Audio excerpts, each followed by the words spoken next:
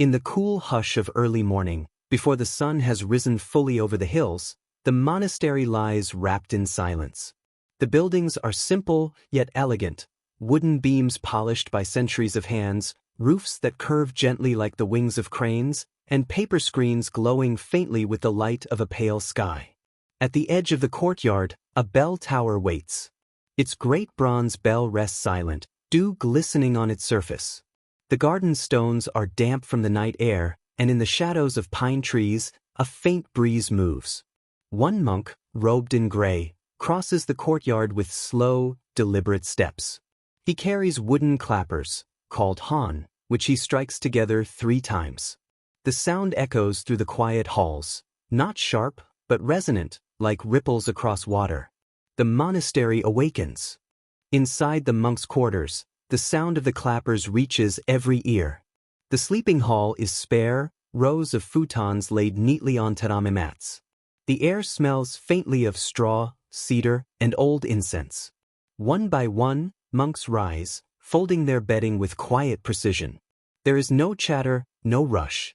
Each movement is unhurried, a part of the morning practice. Robes are tied, heads are bowed briefly in greeting, and bare feet move silently across woven mats. The hall soon empties, leaving only the soft impressions where the futons rested and the lingering coolness of the dawn. Now, the great bell is struck. The sound begins as a deep hum, swelling into the crisp morning air. It vibrates through the wooden beams, into the stones of the courtyard, and out toward the surrounding forest. Birds take flight at its resonance, circling above the pines before settling again. For centuries, this bell has been struck at dawn. Not merely as a signal of time, but as a reminder of impermanence, of presence, of the vast silence beneath all things. The monks gather in the courtyard. Their robes shift softly in the breeze. They bow once, then twice, moving together as if the rhythm of the bell itself carries their bodies. After the bell, the monks move to the meditation hall, the zendo. It is a long wooden building, plain and open. Cushions are set evenly along the walls. At each place rests a small wooden bench, a zabuton, and a zafu, the round cushion for sitting. The monks take their seats, facing the walls. Their backs are straight, their hands form the cosmic mudra, and their eyes rest softly on the floor a few feet ahead. No words are spoken, only the faint sound of breathing and the occasional creak of wood as someone shifts. Time feels strange here. A minute may stretch into hours or pass unnoticed. Outside, the wind brushes gently through bamboo leaves. Inside, silence deepens, wrapping each monk in its stillness. This is zazen, sitting meditation, the heart of Zen practice. When meditation ends, the gong sounds softly.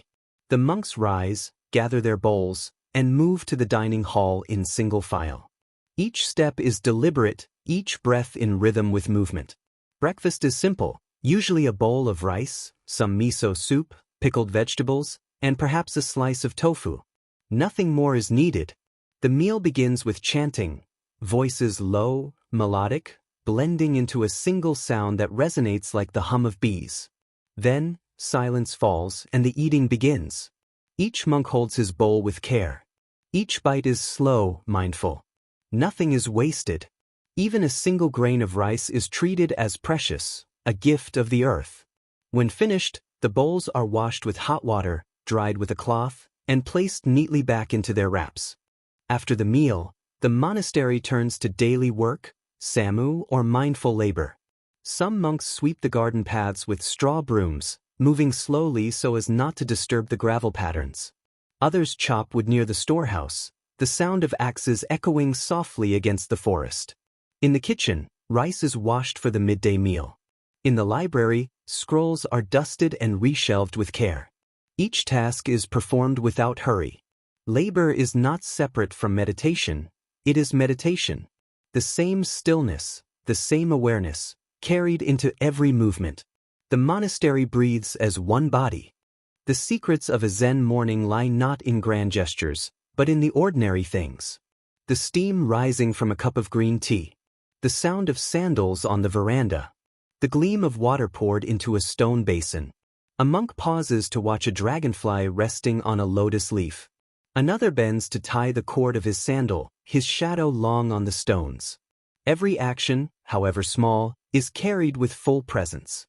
It is said in Zen, before enlightenment, chop wood, carry water. After enlightenment, chop wood, carry water.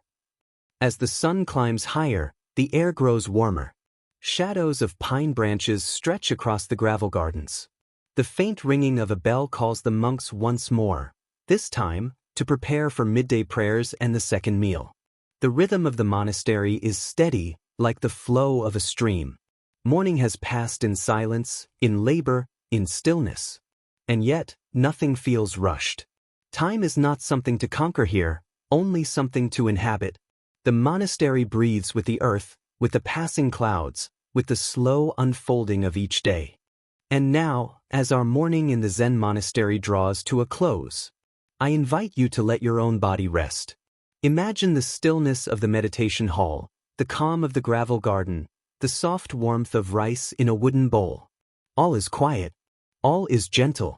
You have walked through the dawn, through silence, through simple rituals of care and presence. Now it is time to drift into your own stillness.